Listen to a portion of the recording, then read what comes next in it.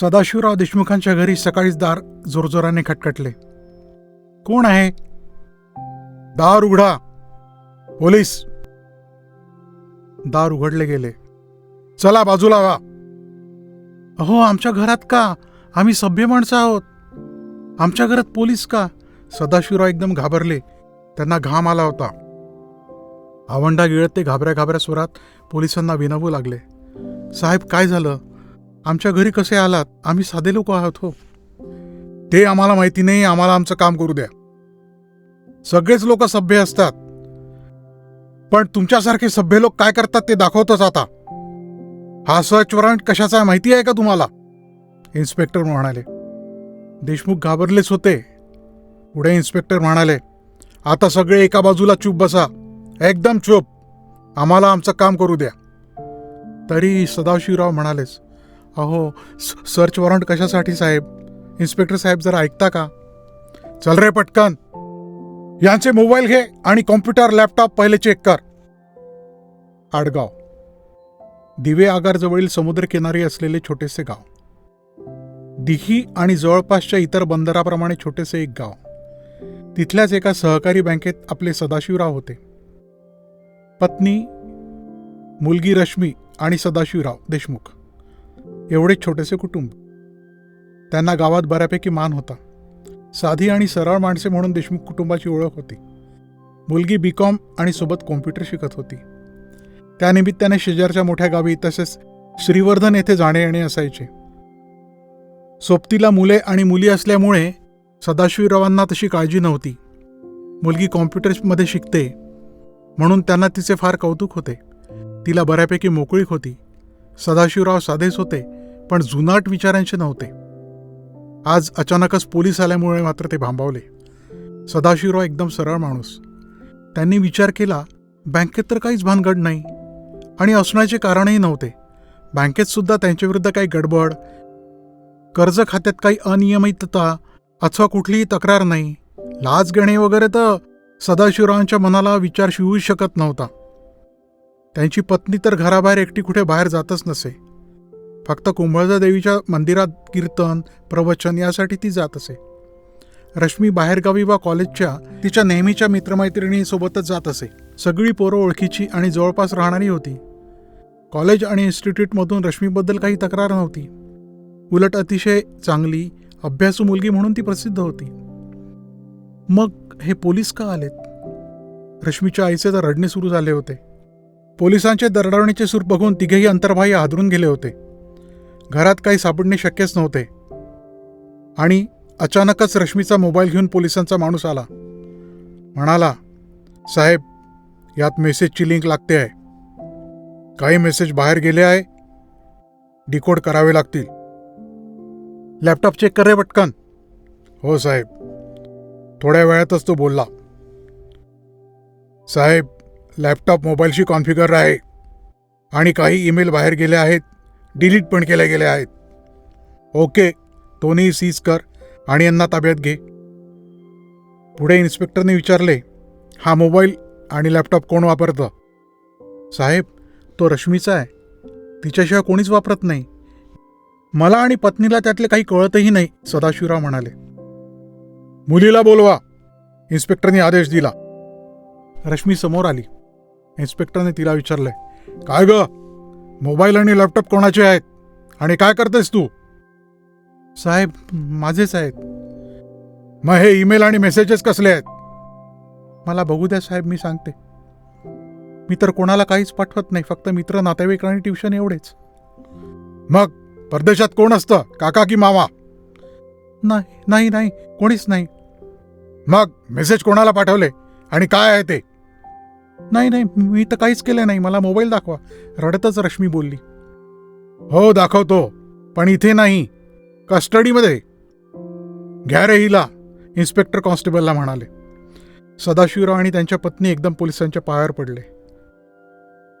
Local पोलिसांना म्हणाले, सांगा ना रे भाऊ या साहेबांना, आम्ही तर काहीच केलं नाही. तेव्हा तो बोलला, ही ATSची टीम आहे, आम्ही फार लहान आहोत. तिघांनाही घेऊन ती पोलिसाची टीम अज्ञात स्थळी गेली. इकडे गावातही बातमी हा म्हणता पसरली. गावातील प्रतिष्ठित लोक आणि सदाशिवरावांच्या ऑफिसमधील लोक पोलीस स्टेशनला गेले. बराच वेळ उज्जत घातल्यावर पोलीस म्हणाले, आम्ही ATS वाल्यांशी बोलतो आणि सांगतो. पण सदाशिवरावांची मुलगी दहशतवादी कृत्यामध्ये अडकल्याची शक्यता आहे. आम्हालाही फारसे ठाऊक नाही, कारण हे जिल्हा आणि मुंबईतून आलेले लोक आहेत. त्यांचे बरेच लोक या भागात गस्त घालत असतात. ISISचा काही लोचा आहे म्हणतात, आणि म्हणूनच आपल्या खालच्या अंगाच्या मच्छीवार आणि इतर लोकांवर त्यांची बारीक नजर आहे. तुम्ही सगळे सावध राहा. 2 दिवस गेले. सदाशिवराव आणि त्याच्या घरच्यांचा काही पत्ता नव्हता. घर पोलिसांनी सीज केलेले. 2 दिवसानंतर ATSचे लोक सदाशिवरावांना आणि त्यांच्या पत्नीला घेऊन आले आणि म्हणालेत, चांगला जामीन असेल तर यांना सोडू, पण यांना गावाच्या बाहेर जाता येणार नाही आणि रोज ठाण्यात हजेरी द्यावी लागेल. यांच्या घरीसुद्धा कोणाला जाता येणार नाही आणि यांच्यावर आमची 24 तास नजर असेल. सदाशिवराव आणि त्यांची पत्नी 10 वर्षे आजारी असल्यागत दिसत होती. रश्मीबद्दल त्यांना काहीच कळले नव्हते. ती पोलीस कस्टडीमध्ये होती. त्यांच्या घरी कोणीच येत जात नव्हते. दोघेही असहाय्य झाले होते. अचानकच एके दिवशी त्यांना रश्मी पोलिसांसोबत दिसली. पोलीस तिला घेऊन खालच्या अळीकडे गेले. सदाशिवराव तिच्या मागे धावले. पोलीस तिला एक एक घर दाखवत होते आणि काहीतरी विचारत होते. पोलीस तिला घेऊन गेले. सदाशिवराव अगतिकपणे बघत होते. त्यांनी त्या ATSवाल्या साहेबांच्या पायावर लोळण घातली. तो म्हणाला, हे करण्यापेक्षा मुलीवर नजर ठेवायला पाहिजे होती. चांगले संस्कार करायला पाहिजे होते. आता अटकली ना तुमची मुलगी लांड्यांच्या षडयंत्रात. साहेब, तिच्या तर तसलं कोणीच ओळखीचं नव्हतं, सदाशिवराव म्हणाले. इन्स्पेक्टर हसला. म्हणाला, देशमुख, तुमची मुलगी तालुक्याला जात होती, मोबाईल वापरत होती. कधी बघायचे काय करत होती? अजूनही हिची कोणी चौकशी करायला अथवा संशयित आला तर आम्हाला कळवा. कमीत कमी देशद्रोहाचे पातक तरी तुमच्या डोक्यावर येणार नाही. रश्मीची अवस्था बघवत नव्हती. ती म्हणाली, बाबा, त्यांनी मला राजनचे घर दाखवले आणि तो आपल्यातला नाही, तो राजन खान आहे. मला खरेच काही माहिती नव्हतं हो. तो पोलीसवाला आता लक्षपूर्वक ऐकू लागला. मुलगी आणि बापाला जरा जवळ येऊ दिले. स्वतः मोबाईलमध्ये व्यस्त असल्याचे भासवू लागला. रश्मी बोलत होती, बाबा, राजन तो गुडबोले बोलायचा ना स्वतःला, तोच. त्याने माझ्याशी मैत्री केली, मला खूप मदत करायचा. मला त्याचा कधीही संशय आला नाही. त्याच्या घरचे पण जरा हबकले आहेत की असे भासवतात, काही कल्पना नाही. पण तो काहीतरी बिझनेस करतो, परदेशात माल पाठवतो वगैरे म्हणायचा. फिश आणि इतर प्रॉडक्ट निर्यात करतो म्हणायचा. आणि कधी कधी रेंज नाही म्हणून मेसेज करायला माझा मोबाईल वापरायचा. तर माझ्या लॅपटॉपमधून काही ईमेल केले होते त्याने. मी विचारले, हे काय? तर म्हणायचा, ही तिकडच्या लोकांची स्क्रिप्ट आहे, बिझनेस लँग्वेज आहे, तुला कळायची नाही. मलाही शंका आली नाही. आता पोलीस ते डिकोड करतायत. मला खूप त्रास होतो, खूप प्रश्न विचारतात. मला ते म्हणाले की मी त्यांच्याशी लग्न केलंय. बाबा, मी असं काहीच केलं नाही हो, तुमची शपथ. पोलीस एकदम ओरडला, चला, काय सुरू आहे तुमचं? इथे तुम्हाला बोलायला आणले होते का? जरा सूट दिली की तुम्ही फायदा घेता. रश्मी पुन्हा नजरेआड गेली. कशी असेल, काय करेल? हे लोक तिला खूप टॉर्चर तर नसतील करत? अशा विचारांनी रात्रभर सदाशिवरावांच्या डोळ्याला डोळा लागला नाही.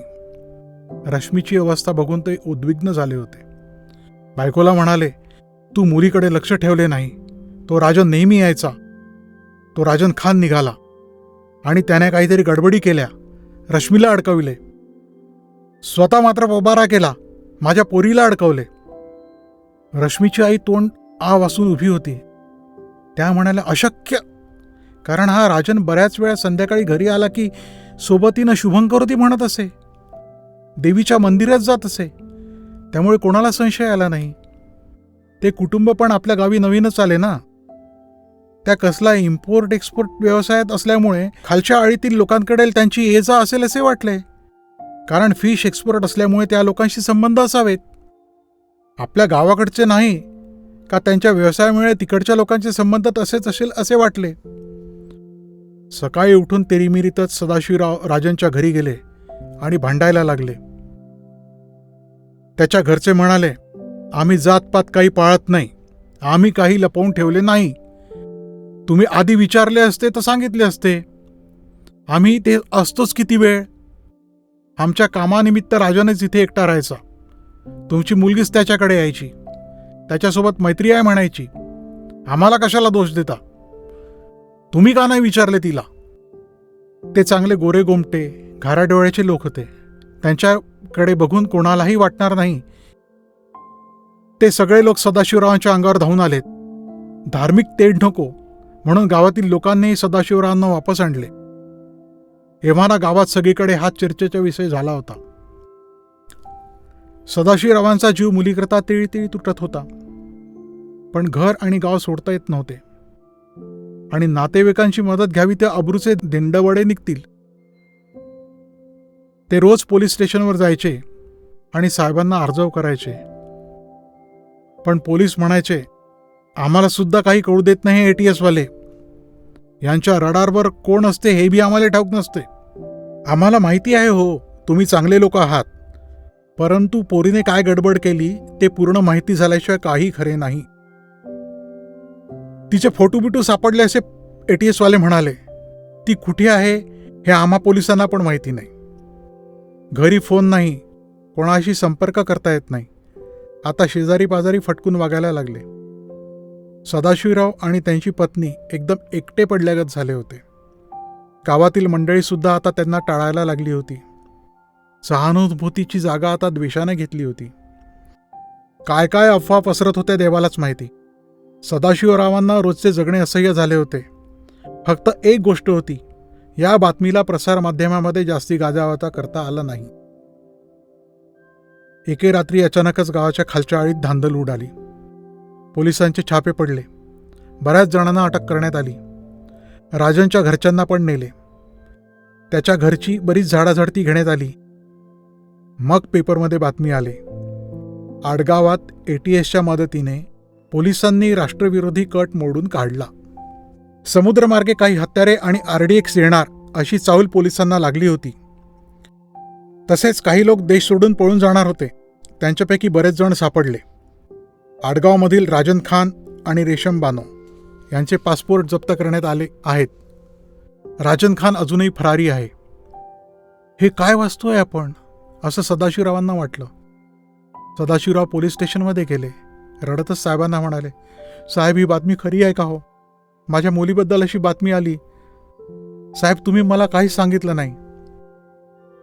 आत या, साहेब म्हणाले. कोणाला पाठवू नका रे.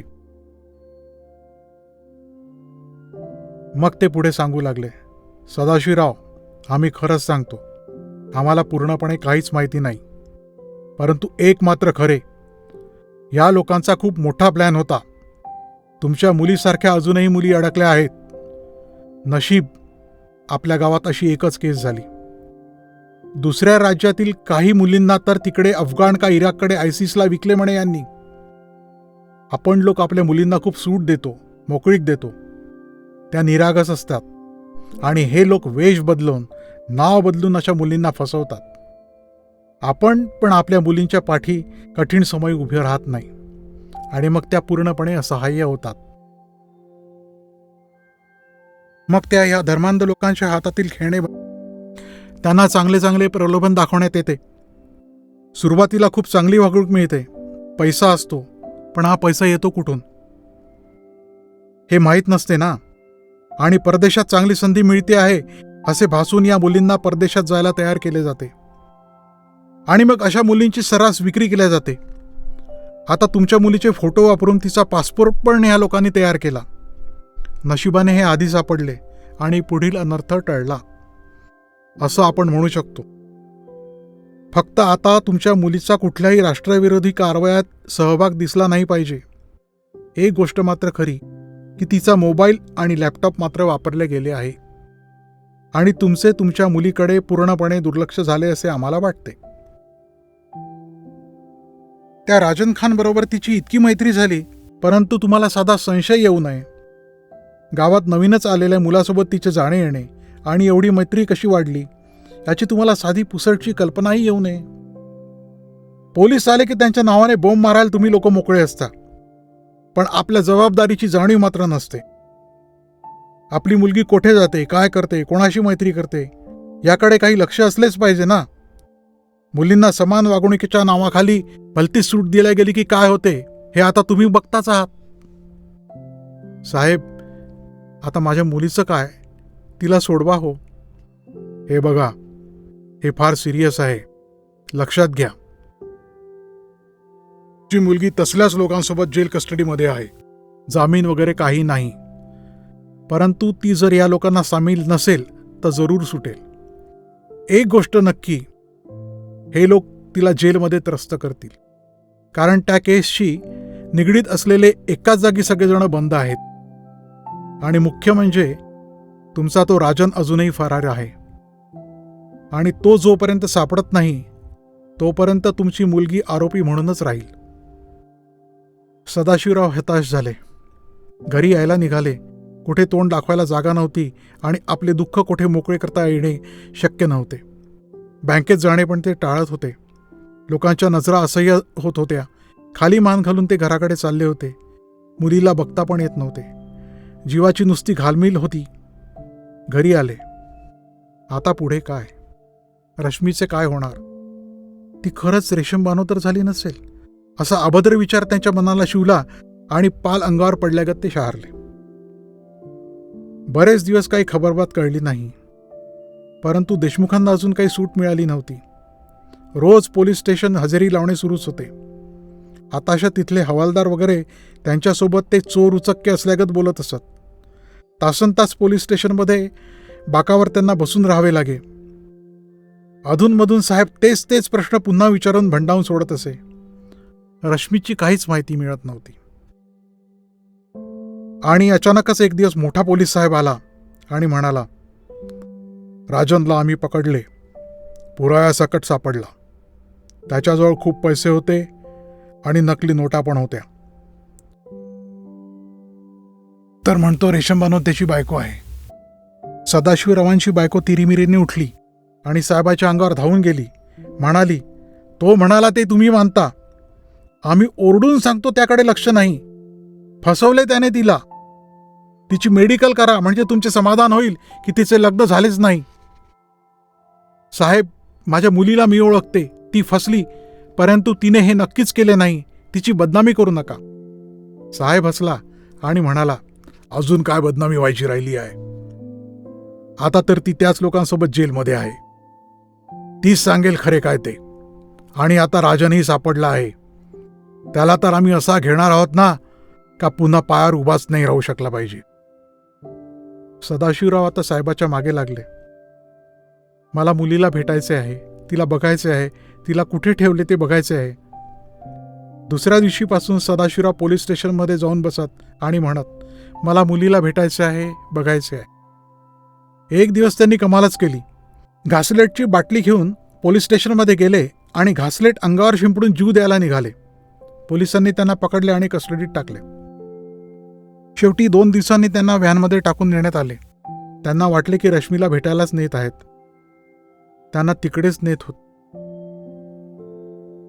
जेलमध्ये पोचल्यावर ज्याने राजनला पकडले होते तो साहेब आधी भेटला. साहेब समोर आला आणि एक लेडी कॉन्स्टेबल पण होती. साहेब म्हणाला, हां मॅडम, दाखवा यांना. ती बाई त्यांना घेऊन गेली. सादरीखालचा देह उघडून दाखविला आणि म्हणाली, ओळख पटवून घ्या. सदाशिवराव निशब्द झाले. त्यांना घेरी आली. आपल्या मुलीचे कलेवर बघून त्यांना अतीव दुःख झाले. त्यांचा विलाप कोणाला बघवेना. थोडा वेळ गेल्यावर तिथल्या पोलिसांनी सांगितले, आता पोस्टमॉर्टम होईल आणि मग तुम्ही बॉडी नेऊ शकता. सदाशिवरावांनी आवंढा गिळला आणि तिथल्या साहेबाला म्हणाले, साहेब, एकदा माझ्या पत्नीला पण हिला बघू द्या आणि क्रियाकर्म येथेच करू. हिला गावी न्यायचे नाही. अजून जास्त चर्चा नको. पोस्टमॉर्टमचा निकाल आला. गाळ्याभोवती फास गुंडाळून तिने आत्महत्या केली असा निष्कर्ष निघाला. परंतु ह्या केसमधील अटकेत असलेल्या 2 स्त्रियांनीच रश्मीचा खून केला असा दाट संशय तिथल्या लेडी कॉन्स्टेबलला होता. कारण रश्मीला काही माहिती झाली असेल तर ते पोलिसांपर्यंत पोचायला नको आणि रश्मीचा माफीचा साक्षीदार होण्याची दाट शक्यता होती. रश्मीची आई आली. तिला तर ते बघवेना. सोन्यासारखी मुलगी काही चूक नसताना गेली. तिला कमालीचा राग आला होता, स्वतःचा. कारण तिने राजनला ओळखण्यात चूक केली होती आणि म्हणूनच हे घडले. नवऱ्याचा राग आला होता, कारण त्याने राजन व त्याच्या घरच्यांवर सूड उगवण्यासाठी काहीच केले नाही. नुसता गलित गात्र होऊन बसला आणि पोलिसांकडे दयेची याचना करीत राहिला. तिला राग आला होता गावातील मंडळींचा, समाजाचा. कारण भांडण नको, दंगे धोपे नको असे म्हणत सगळे स्वस्थ बसले. एका मुलीचे आयुष्य उद्ध्वस्त झाले होते, परंतु आपल्याला काय द्यायचे असे म्हणणाऱ्या सगळ्या लोकांचा तिला प्रचंड राग आला होता.